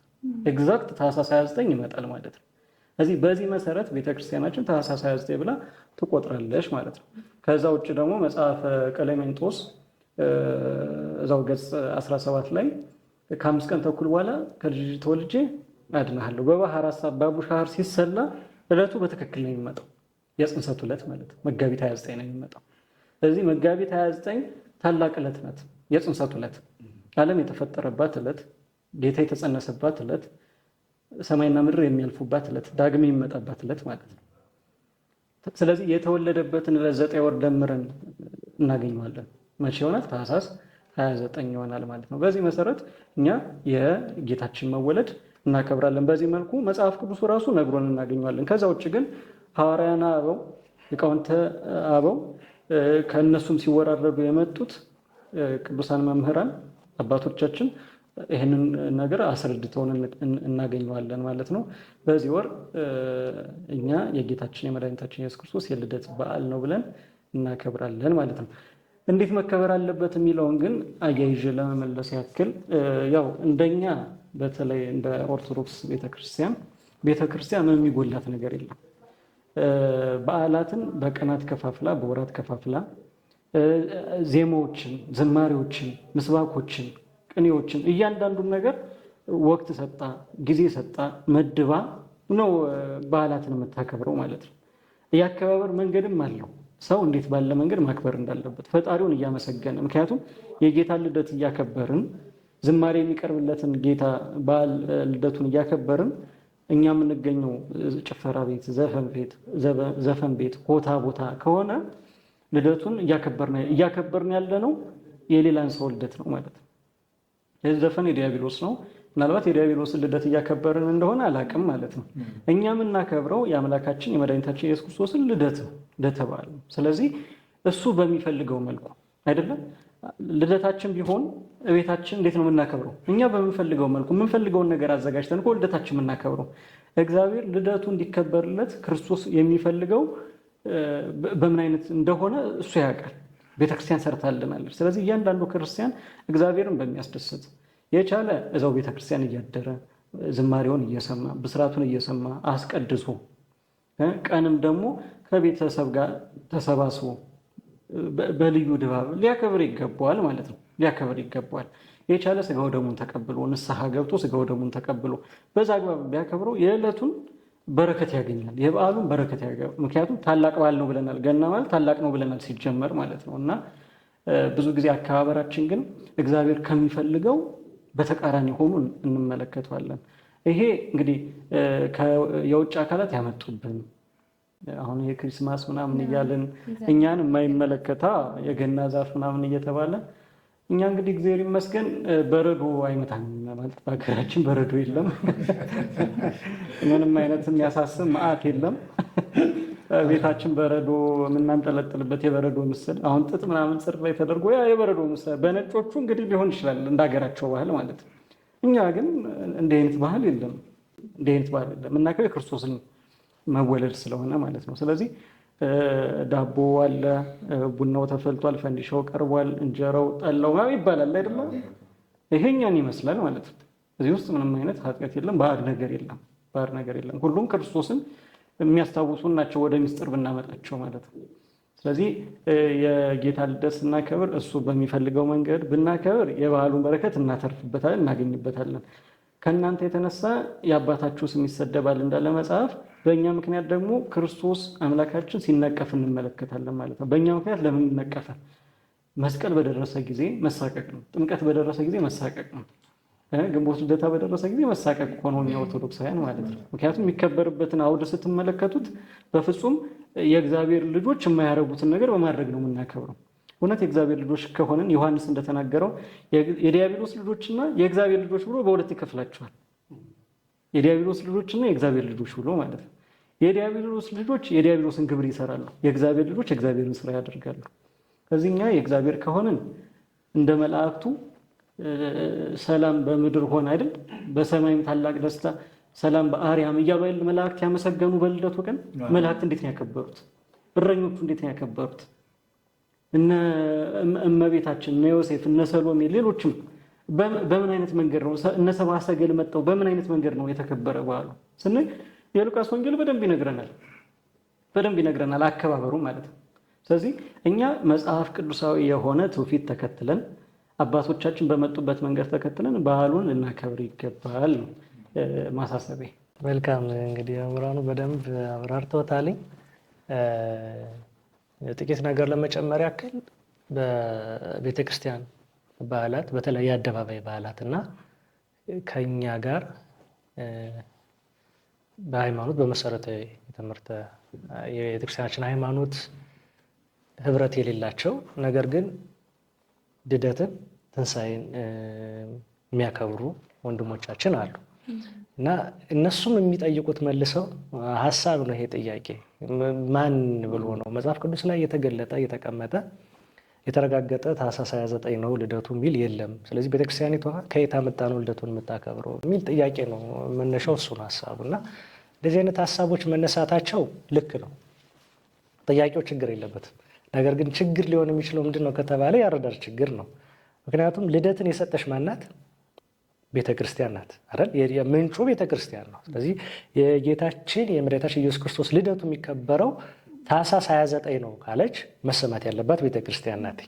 ምንጩ የእሷ ስለሆነ ማለት ነው። ስለዚህ ከየት አመጣሽው ነው ተብላ ልትጠየቅ የምትችለው እንጂ አይ አይደለም የሚል ኮንክሉዥን ሊሰጥ አይገባውም። ለምን? ማስረጃ አላት። ያን ማስረጃ ነው ቅድመ መምህራኑ ሲያቀርቡ የነበሩት እና ያ ማስረጃ የሚነሳው የሉቃስ ወንጌል ምዕራፍ 1 ነው። መነሻው ምንድነው? የካህኑ ዘካርያስ ታሪክ ነው። እዚህ ከካህኑ ዘካርያስ ቀጥሎ የምናገኘው እዛው የሉቃስ ወንጌል ምዕራፍ 1 ቁጥር 26 ላይ በ6ኛው ወር ገብርኤል መልአክ ይላል ከእግዚአብሔር ዘንድ ተላከ። ወደ ማን? ወደ ድንግል ተላከ። ግን የሚጀምረው በ6ኛው ወር ብሎ ነው። መነሻ የለውም እኮ። አሁን 6ኛው ወር ከየት መጣው ነው? 6ኛው ወር ያለበት ነው ሐሳቡ። ስለዚህ የሆነ ሐሳብ አለ ማለት ነው። የቀረ ያልተነገረ ሐሳብ አለ ማለት ነው። ስለዚህ እግዚአብሔር እንደዚህ በሊቃውንቱ የባረካትኝ ቅድስት የሆነች ቤተክርስቲያን አለችን እና ሊቃውንቱን ከአውደ ምሕረቱ አያጥፋብን። ምክንያቱም መጽሐፍን እንዲሁ ቢሰጥ ብዙ የማይገቡን ግራ የሚያጋቡን ነገሮች አሉ ብለን እናገራለን። ከምን ሲባል ካለን የአእምሮ እድገት አንጻር ነው። ከፍ እያልን ስነድ ወደዛ ህይወት ውስጥ እንገባለን። ስለዚህ እነሱ ምን አደረጉት ሲባል ቃል ሲገል በትርጉም ግን አዳኑትኝ እንላለን። 6ኛው ወር ከየት አመጡት ሲባል ካህኑ ዘካርያስ የዚህ ባለ ስርየት የሚባለው ነው። ይሄ የስርየት ባህል ተብሎ የሚጠራው ነው እና ይሄን ደግሞ የሚያደርጉት ምንድን ነው? ቅድም ምራችን ሲገልጡን በነበረው ሂሳብ በኦሪት ዘኍልቍ ላይ ያስቀምጠዋል፣ ዘሌዋውያን ላይ በስፋት ይገልጠዋል እና እዛ ላይ በምዕራፍ 14 ላይ ምዕራፍ 16 ላይ በሚያነሳቸው ሀሳቦች ምንድን ናቸው?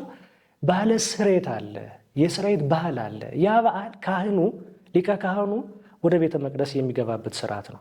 ስለዚህ ወደ ቤተ መቅደስ በሚገባበት ስርዓት ከማንም ጋር አይገናኝም። በጣም በቃ የኦሪቱ ሕግ የሚናገረው በጣም የሚደንቅ ነገር ነው። ልብሱን ታጥቦ ንጽህናውን ጠብቆ እያንዳንዱን ነገር አከናውኖ በዛች ቀን ለእርሱም ለሕዝቡም የኃጢአት ስርየት ለማድረግ ወደ ቤተ መቅደሱ ይገባል፣ ወደ ቅድስተ ቅዱሳን ይገባል። አሁን ይህ በጣም ረቂቅ ነገር ነው። በድሮ ስርዓት እንዲያውም ምንድን ነበር የሚሉ አበው እግሩን አንዳንድ ጊዜ እግሩን በገመድ አስረውት ራሱ ወደ ውስጥ ይገባል። ምክንያቱም ማንም ወደ ውስጥ መግባት አይችልም፣ ማንም መግባት አይችልም ወደዛች ውስጥ። ስለዚህ የሆነ ራእይ ተመልክቶ ወይም መቅሰፍት መጥቶት ወይም የሆነ ነገር ሆኖ ቢዘገይ ምንም ምልክት የላቸውም። ስለዚህ በዘገየባቸው ቁጥር ገመድ ነው የሚጎትቱት የነበረ አለ የለም አይነት ሀሳብ ማለት ነው። ስለዚህ ይቺ በጣም ድንቅ የሆነች ቀን ናት። ያቺ ቀን ነው ለካህኑ ዘካርያስ የደረሰችው። ያቺ ቀን ነው የደረሰችው እና ያቺን ቀን ሊፈጽም በኦሪት ስርዓት ሊያገለግል ወደ ቤተ መቅደሱ ገባ። ስለዚህ ቤተ መቅደሱ በገባ ሰዓት ከመልአኩ ቅዱስ ገብርኤል ጋር የሚያደርገውን የሚነጋገረውን ራእይ እንመለከታለን። መነሻ ያደረጓት ያቺ ናት ነው እና ያቺ ቀን ቀኑም እንደሚነግረን ታስራን ነው 10ኛው ነው። በእኛ መስከረም ጥቅምት 10 ነው በጨረቃ ስለሚቆጥሩ፣ እኛ በፀሐይ አይደለም እንቆጥር። ስለዚህ እኛ በፀሐይ ስንቆጥር መቼ ይመጣል? ወደ መጋቢት 27 ይመጣል ይላሉ ሊቃውንቱ እና መጋቢት 27 ይመጣና ይቅርታ መስከረም 27 ይመጣል። ያቺ ጥቅምት 10 ወደ መስከረም 10 ትመጣለች። ታስራን 10ኛው ወር ከወር 7ኛው ወር ከቀንም 10ኛው ቀን ስለሚል ማለት ነው። ስለዚህ ወደኛ ስትመጣ መስከረም 27 ትሆናለች። ከዛ በኋላ ግን ዕለቱን ወጦ ሂዶ ከባለቤቱ ከኤልሳቤጥ ጋር በምንጣፍ አንድ አልሆኑ። ይህን ደግሞ ሊቁ ቅዱስ ያሬድ ይናገራልኝና ከ2 ቀን በኋላ ብሎ ነው የሚገልጠው። ስለዚህ ያቺ 2 ቀን ትሰላና 27 ብለን 29 እንላለን ማለት ነው። ስለዚህ መስከረም 29 ደረሰ ማለት ነው። ስለዚህ መስከረም 29 ስንቆጥር ስንት ይሆናል? 6 ወር ይሆናል። እስከ መቼ? እስከ መጋቢት 29 እንላለን። ስለዚህ መስከረም 29 ወይም በእነሱ ታስራን ወይም 7ኛው ወር 10ኛው ቀን ላይ መነሻ እናደርግና መጋቢት 29 ጥንተ ነገሩ ወይም ጽንሰቱ ተብሎ የሚነገረው ነው። በዛን ቀን ብስራቱም ተከናውኗል። ብስራቱ ጽንሰቱም በአንድ ቀን ስላለቀ ማለት ነው። ስለዚህ ቤተክርስቲያን ያን መሰረት አደረገች። ስለዚህ ከመጋቢት ጀምረን ስናሰላ ታኅሳስ 9 ወር ነው። ጳጉሜ 5 ቀን ናት። 9 ወር ከ5 ቀን ተፈጸመ እንላለን። ቤተክርስቲያን ይህን መሰረት አድርጋ ልደቱ መጋቢት 29 ነው ብላ ይቅርታ ታኅሳስ 29 ነው ብላ እግዚአብሔር ይስጥልን ያን ታከብራለች ማለት ነው። ስለዚህ መነሻው ያ ነው። መሰረቷ ቤተክርስቲያን አስተምሯ እና ትርጓሜዋ ማብራሪያዋ ነው። መቀበል ለልጆቿ ማስረዳት ነው። ለልጆቿ እንዲህ ነው ሂሳቡ፣ እንዲህ ነው ስሊቱ የመጣው ከዚህ አንጻር ነው ብላ ማስረዳት ለልጅ ነው። ለሌሎቹ ደግሞ ማሳወቅ ነው። የሚቀበል ይቀበላል፣ ካልተቀበለ ግዳጅ የለበትም። እሱ ነው ሀሳቡ። ስለዚህ በዛ አንጻር ነው የምንመለከተው ነው እና ይሄ በጣም ቤተክርስቲያኒቷን ጥልቅ የሆነ ምስጢር የአባቶችን ማስተምሮ የሚያሳይ ነው። ትንሣኤን ሁላ የምናከብርበት ትንሣኤን ብቻ አይደለም። ክርስቶስ በምድር ላይ 33 ዓመት ከ3 ወር መጽሐፍ ቅዱስ ላይ ይናገር። አሁን ግን እነሱ ወጣው ይናገራሉ አይደል? ሌሎቹ ኢየሱስ በምድር ላይ ይህን ያህል ዓመት ኖረ ብለው ይናገራሉ። ከየት አመጡት? ቤተክርስቲያን የሰጠቻቸው። ቤተክርስቲያን ግን ስሌት አላት። ይሄ በጊዜው ሲደርስ የምናየው ስሌት አላት። አስልታ ነው የምታስቀምጠው። 30 ብሎ ይናገራል። ከዛ በኋላ ግን ስንት ዘመን እንደኖረ በ30 ዘመኑ ተጠመቀ ይለናል። ከዛ በኋላ ግን አይናገርም። በ12 ዓመቱ ተናገራል። ከ12 ዓመት እስከ 30 ዘመኑ የት ነበረ ቢባል ክርስቶስ የት ነበረ ማለት አንችልም። ግን ቤተክርስቲያን የት እንደነበረ የምትገልጥበት የራሷ መጽሐፍ አላት። ስለዚህ እንደዚህ አይነት ነገሮች ቤተክርስቲያኒቷ እጅግ በጣም ረቂቅ የሆነ ምስጢር ያላት መሆኗ እና መተርጉማኑ ደግሞ በእግዚአብሔር መንፈስ የተራቀቁ መሆናቸውን የምንረዳባት መሆኗ የሚያሳይ ነው። ለዛ ነው ታኅሳስ 29ን የምናከብረው። ሌሎቹ እንደየራሳቸው ምዕራባውያን ወደ ዲሴምበር 25 ዓመት ያከብሩታል። ከሌላ ከጣዖት አምልኮ ከፀሐይ አምልኮ ጋር የሚያያይዙት አሉ።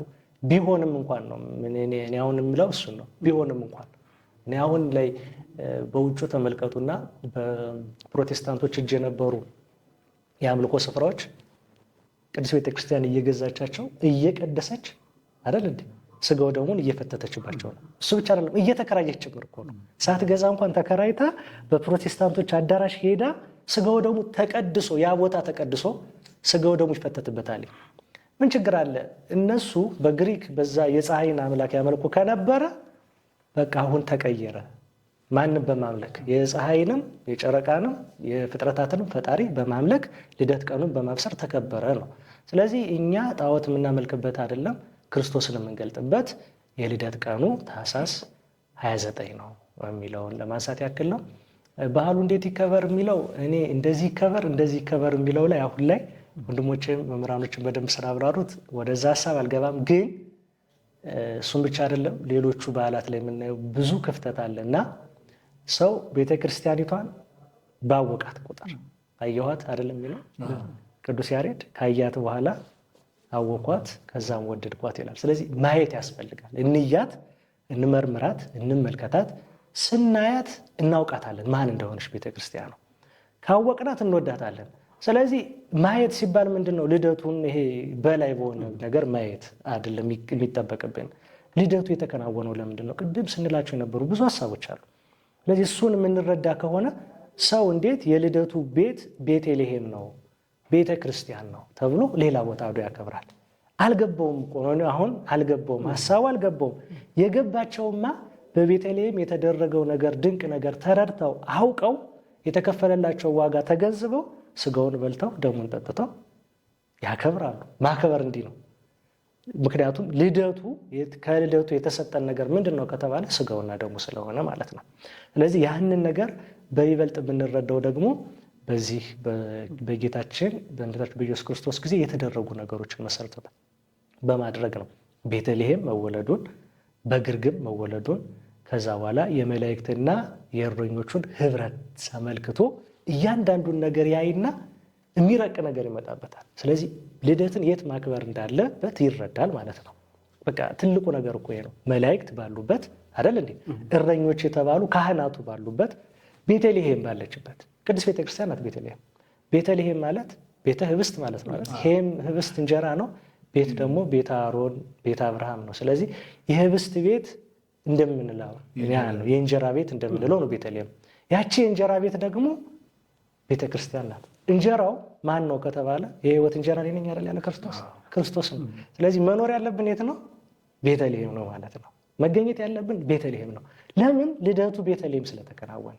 ስለዚህ ተጣልተው የነበሩት የታረቁበት ማንና ማን ሲባል ሰማይና ምድር እንላለን፣ እግዚአብሔርና ሰው እንላለን። መላእክትና ሰው ጨምሮ እኮ ተጣልተው ነበር አይደል? ከእግዚአብሔር ጋር ሲጣላ አዳም መላእክትም ተጣሉት እኮ። አሁን ግን እርቅ ሆነ። እርቅ ሲሆን ምን አደረጉ ስንል ምን እንላለን? መላእክት ሰው ሲሆን ተመለከቱትና በግርግም ተኝቶ አዩትና ተደነቁ። ስለዚህ ከፍ አሉና እንዴ አምላክ ሰው ሆነ። ይሄንን ነገር እንደውም ቅዱስ ጳውሎስ በአንደኛ ጢሞቴዎስ ላይ ለመላእክት የታየ ነው የሚለው። በአንደኛ ጢሞቴዎስ ምዕራፍ 3 ላይ በቃ ይሄ ድንቅ ነገር ነው ይላል። ለምን ሲባል በስጋ የተገለጠ ይላል። ለመላእክት እንኳን የታየ ነው የሚለው። መላእክት እንኳን ማየት አይችሉም እኮ ነበር። በትንቢተ ኢሳይያስ ላይ በምዕራፍ 6 የሚነግረን እሱን ስለሆነ ይሸፍኑ ነበር። በሁለት ክንፋቸው ፊታቸውን፣ በሁለት ክንፋቸው እግራቸውን ይሸፍኑ ነበር። ባህሪውን መረዳት አንችልም ሲሉ ነው። አሁን ግን የማየት እድል ተሰጣቸው። እንደዚህ አይነት ነገሮችን በደንብ ሰው የሚገነዘብ ከሆነ ሌሎች ቦታዎች ላይ ሂዶ ያከብራል ብዬ አላስብም። ስለዚህ የበለጠ ወደ ቤተክርስቲያኒቷ መቅረብ አለብን። የመላእክትንና የሰውን እርቅ፣ የእግዚአብሔርና የሰውን እርቅ፣ የሰማይና የምድር እርቅ የምናገኘው በዚህ ስለሆነ ነው እና እንደ አንድ ሀሳብ እዚህ ላይ በመላእክቱ በጣም የሚደንቀኝ ነው እና ቅዱሱ መልአክ በግርግም ተወልዶ አየውና ወደ ግርግም ሲወርድ ጌታ አለ አይደል? እንዲህ ብሎ ወደ አርያም ወጣ ይላሉ። ወደ አርያምም ሲወርድ በክብሩ አለ እና ምን አለ? ስብሐት ለእግዚአብሔር በሰማያት አለ አይደል? ከዛ ወደ ታች መጣና ወደ ታች ሲወርድ ደግሞ በግርግምም አለ።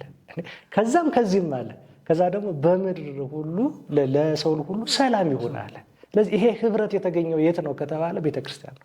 ስለዚህ እንዲህ ተብላ የምትገለጠውን ቤተክርስቲያን ትቶ አጉል በሆኑ ቦታዎች ማክበር የልደቱን ባለቤት አለማክበር ነው። አሁን እኔ አንድ ወንድሜ ለምሳሌ ብሮ ዮሴፍ ልደት ቢጠራኝ ከቤቱ ነው አይደል ያዘጋጀው፣ ከቤቱ ነው እንጂ ልሄድ የሚገባኝ ሌላ ቦታ ሄጄ ልደት ክል እያከበርኩ ነው ብለው ምን ስሜት ሊሰማው ይችላል? ምንም በቃ እንትን አይሰጥም። ምክንያቱም እኔ ስጦታ መስጠትም ካለብኝ ከቤቱ ነው፣ የምሰጠውም ለእርሱ ነው፣ መሄድም ያለብኝ እሱ ካዘጋጀው ቦታ ነው። ስለዚህ የልደቱ ባለቤት ማን ነው? ክርስቶስ ነው። ስጦታ እኛ የምንሰጠው ስጦታ የለም። እኛ የምንሰጠው ጊዜያችን ነው። እኛ የምንሰጠው ማንነታችን ነው። እሱ ግን የተዘጋጀ ስጦታ አለ። ህብስት አዘጋጅቶልናል፣ ወይን አዘጋጅቶልናል። ስለዚህ ያንን ህብስት ምንድነው ወላጅ የወለደውን አይደል ሲስሙለት፣ ደጋሽ የደገሰው ሲበሉለት ደስ ይለዋል ይባላል። ስለዚህ ደጋሽ ደግሶ እንዴት ነው ሰው ሌላ ድግስ ፍለጋ የሚዞረው? በልተን የምንጠግብበት፣ ጠጥተን የምንረካበት ፍጹም የሆነው ምግብና መጠጥ የሚገኘው በዚህ ቤተክርስቲያን ነው። ስለዚህ ባህልን ሁልጊዜ ከምግብና ከመጠጥ አንጻር ብቻ ማየት አይጠበቅብንም። ቅዱሳን አበውም የሚገልጡት ይሄን ነው። በቃ ሁልጊዜ ባህል ሲባል ምግብ ነገር መጠጥ ነገር ነው የሚታየን መቼም እና ከፍ አድርገን በተለይ የቤተክርስቲያን ባህል ሲሆን መነሻው ምንድን ነው? ስለዚህ ህፃናት እንሄድ አይደለም ምንል ስንዘምር ነው ከልደቱ ቤት ውሃ ሆኗልና ማርና ወተት። ስለዚህ ማርና ወተት የምታፈል ቅድስት ቤተክርስቲያን አለችን። ያንን በደንብ ተረድቶ ወደ ቤተክርስቲያኒቷ መሄድ ከሁላችን ይጠበቃል። ይበልጥ ደግሞ እነሱ ስላብራሩትኝ በእነሱም አጠቃሉ እንዲታይ ለማለት ነው። እንዴት ነገሮች አልጨምር እዚህ ጋር ግን ምናልባት ቤተክርስቲያን በተለያየ መንገድ የሚተቹ ሰዎች እናንተ ጣዖት አምላኪዎች ይሉናል በታቦት ምክንያት። እንግዲህ ደግሞ መልሰው ታቦታችን ኢየሱስ ነው ይላሉ።